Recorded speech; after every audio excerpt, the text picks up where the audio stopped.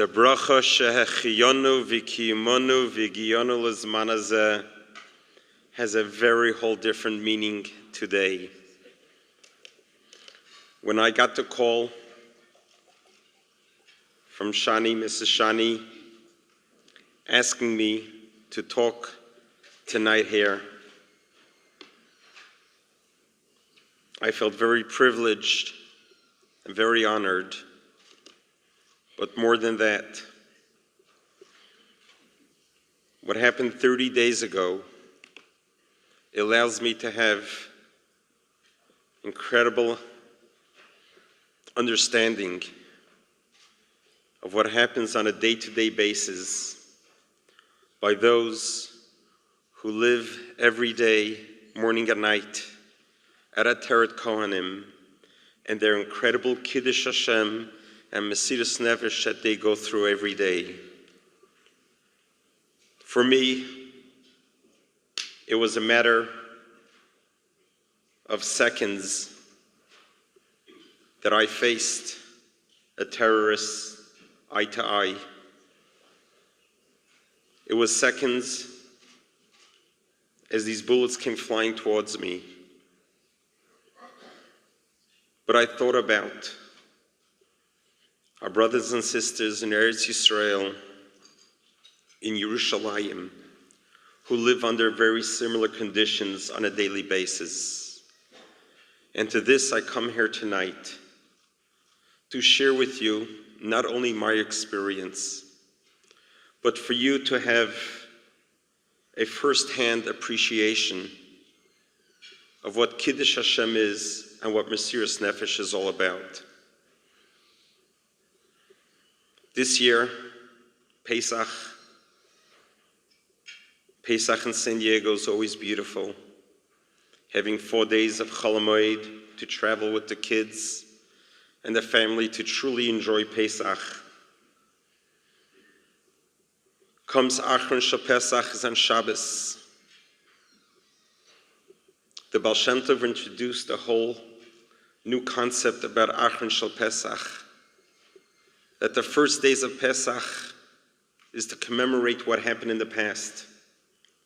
But Achron Shel Pesach is about the future, based on the Haftarah that is read on Achron Shel Pesach. Growing up in Crown Heights, attending 770 ever since I was a little child, I always yearned to stand as close as possible to hear the Rabbi read the Haftarah of Achron Shel Pesach. After hearing how much the Rabbi loved Eretz Yisroel and how much the Rabbi's Avas Yisroel was to every single Yid, how the Rabbi really yearned to help bring Mashiach. This was one Haftarah. I want to hear the Rabbi say it. And I would hear the Rabbi read the Haftarah with sobs. And there were sobs of feeling the pain of the Golus, but also sobs of Amunah, of Mashiach's arrival. As the Haftarah reads about what it's going to be like when Mashiach comes, V'gar ze'ev and keves, how the wolf and the lamb will live together, how the nature of the world will change. But I remember a pasuk that Rebbe would say and cry through it, Oitcha Hashem ki anafta bi. Thank you, Hashem, ki anafta bi, for being angry with me. Only Yeshaya Novi could say that. But right afterwards comes the psukim, Hine kel yeshosi eftach v'loi efchod chi ozi v'zimuska. And we recite this every Mitzvah Shabbos, every Mitzvah Yontiv, realizing that we may have endured ki anaftabi, but immediately we realize ki ozi v'zimuska, that Hashem is with us. I was preparing to read that Haftarah, as I do almost every year. I left the shul as my son-in-law was the Balkere who just got married 2 weeks before to our youngest daughter. I go to wash my hands to get ready for the special reading.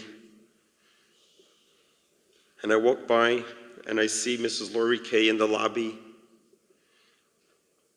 And she greets me and asks me, what time is Yizkor today? And I told her in about 15 minutes. I go to my office, I come back out, I go towards the sink with the Kohanim, wash their hands in the banquet hall. As soon as I turn in to the banquet hall, I hear the very first shots. I turn around and I saw this horrific sight of a terrorist standing in the lobby of our shul, merely 10 feet away from me. He looks at me and lifts up his rifle. I hear children playing right behind me. And as I turned around to go and gather the children together, he took aim at me. And that's where he shot my fingers. I was able to get the children to safety. And I come running back up, not knowing what has happened, where the shooter went. I come to find that the shul, the sanctuary, was empty. Everyone got out safely. I look around, I see in the lobby performing CPR on Lori. I went ahead to try to open up the office to call the first responders. There was a delay for them to arrive. Once I saw the first responder arrive, I went to find where did the shul members go to huddle in safety. I found them all on the side on the sidewalk. I grabbed a chair and I stood up on the chair and I shouted out,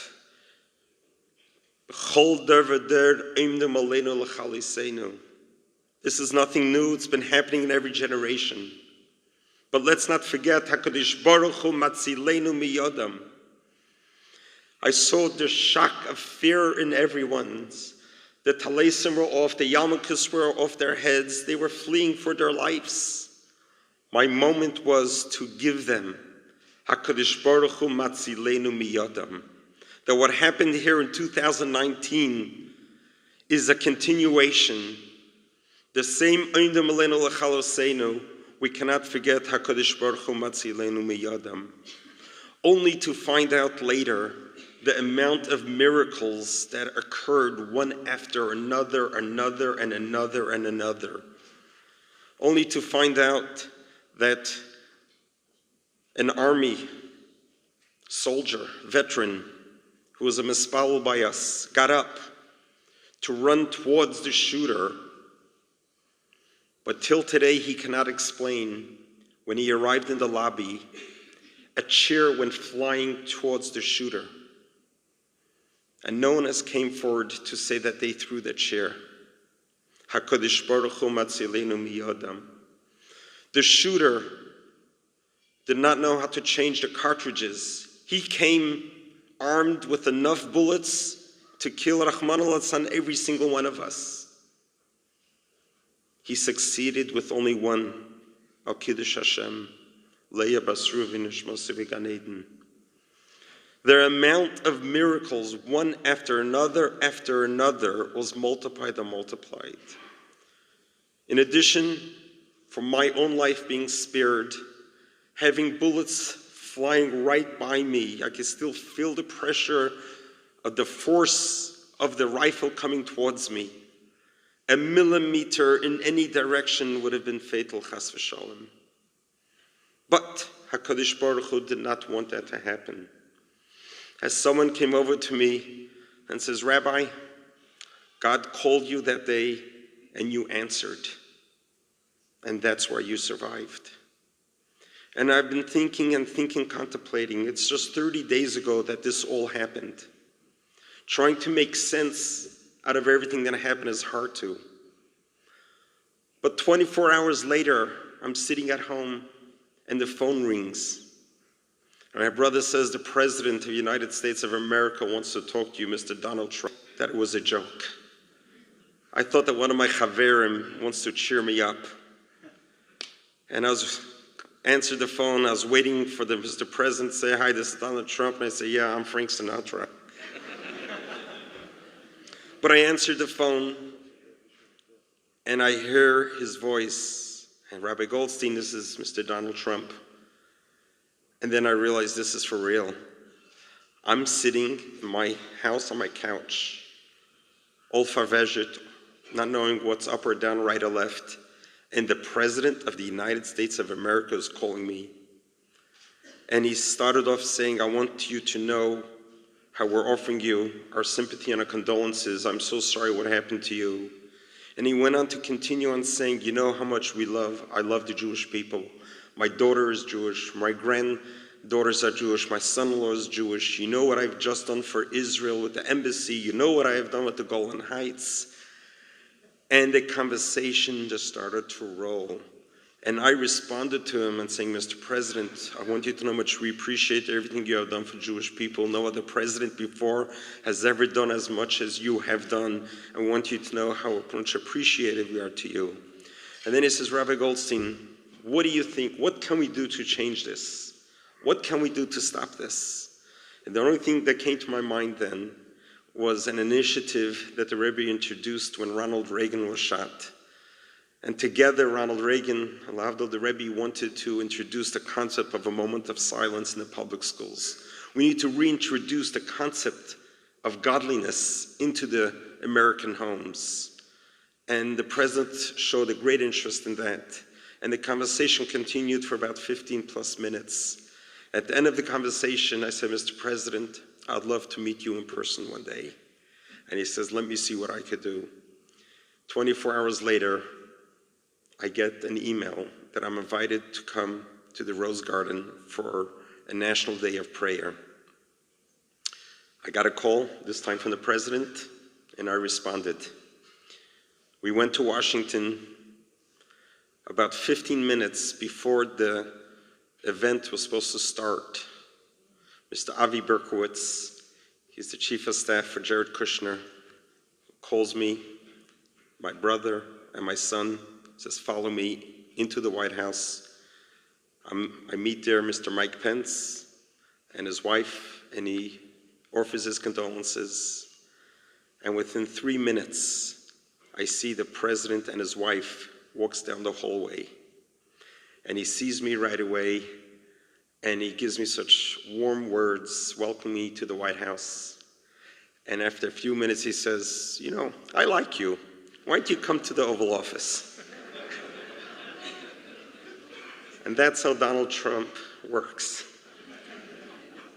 He brings me into the Oval Office, and he stands there, and he starts showing me around.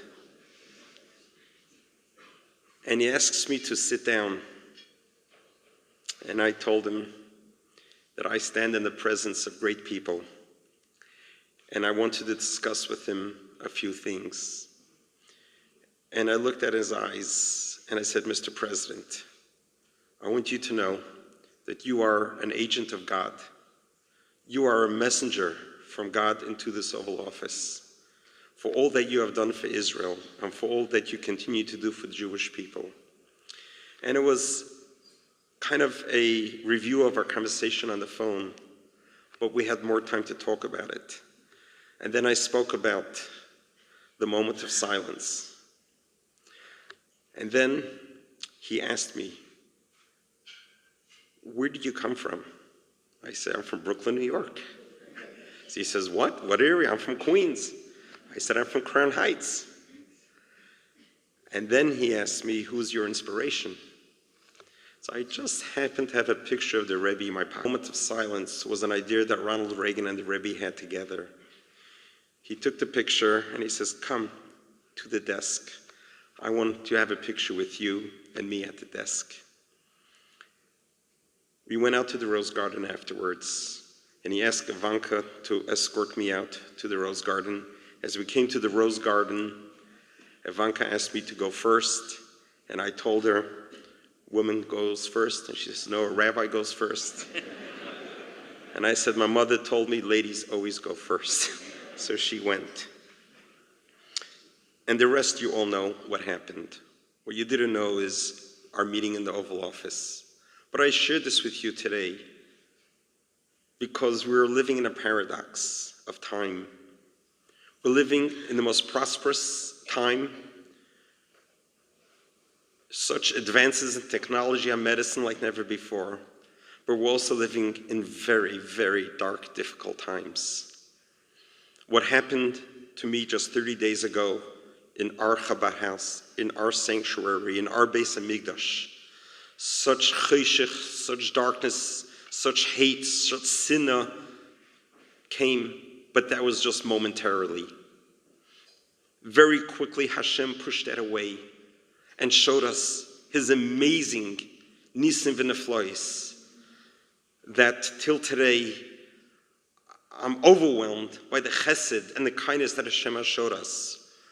But how Hashem sent me into a new type of a mission that I never really thought I signed up for, is not only to survive a shooting, but how do you survive a shooting? How do you stand up in front of a world and inspire them and to teach them that when there's tragedy, we don't remain consumed by the tragedy. In 1955, there was a massacre in Kfar Chabad. Kfar Chabad was just starting out.